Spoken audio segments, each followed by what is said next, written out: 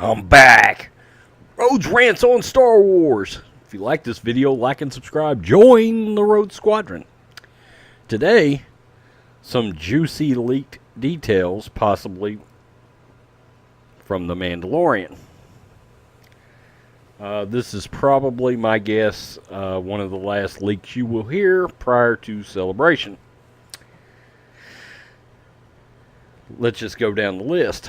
Tatooine is a main location of the show. We have heard that multiple times. There is one more location on the show that looks like a mix between Endor and Kashyyyk.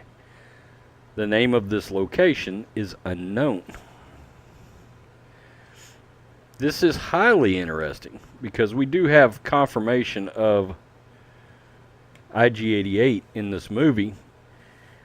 As many people have speculated, the assassin droid previously pictured in Jon Favreau's social media is believed to be IG88 by my source. In addition to this, the droid is believed to be a main character and a sidekick / partner of sorts to the Mandalorian, which is kind of interesting because IG88 and Boba Fett hated each other. So, I think that's interesting. Bossk is getting a new costume for the series.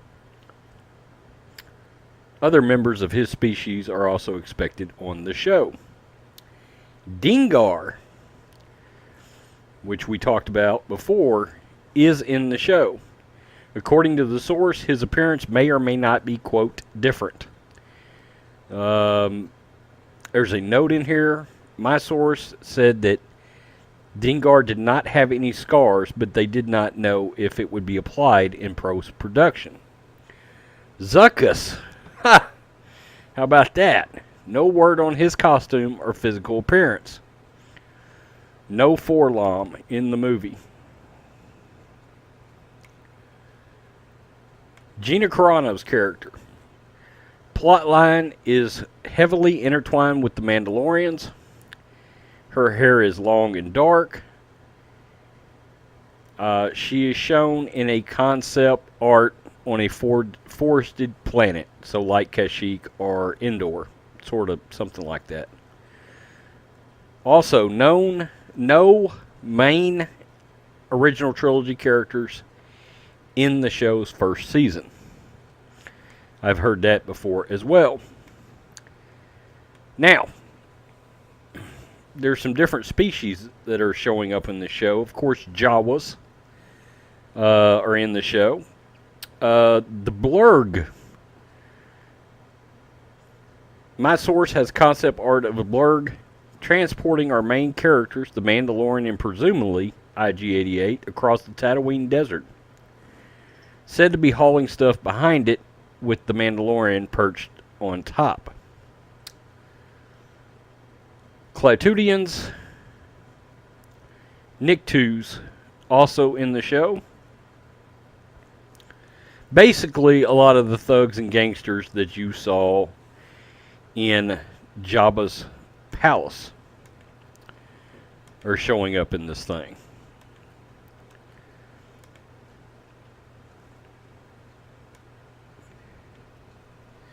A Quarren, a large Quarren brute, makes an appearance. He's nearly a foot taller than the Mandalorian and beefier than any other member of his species we have ever seen.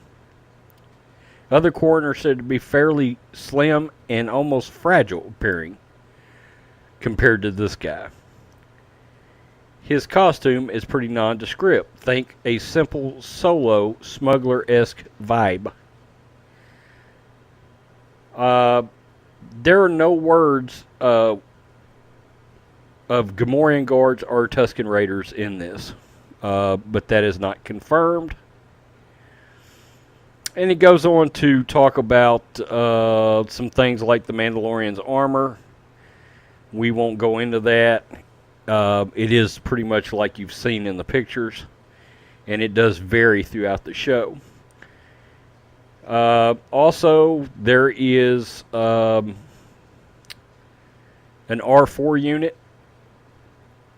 We speculated earlier there was a story that was the R4 unit from A New Hope that, of course, broke as he was trying to trail Uncle Owen and was replaced by R2-D2. So, there we go.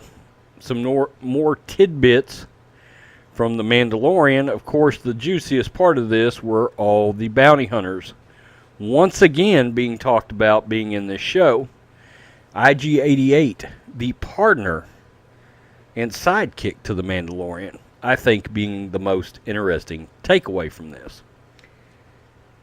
Let me know what you think, Rogue Squadron. Peace, I'm out. Till next time.